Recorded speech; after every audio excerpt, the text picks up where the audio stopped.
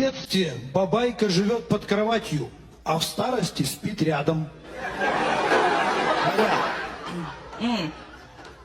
Слушай, мне-то завтра надо вставать рано утром.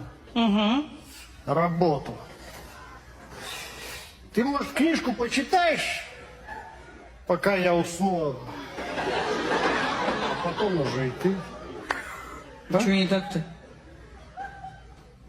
Что ты опять будешь храпеть, я не усну опять. Ну я. Коль, принцессы не храпят.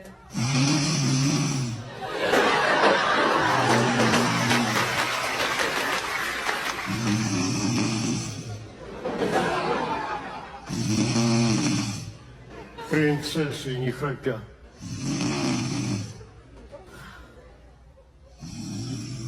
Как она это делает?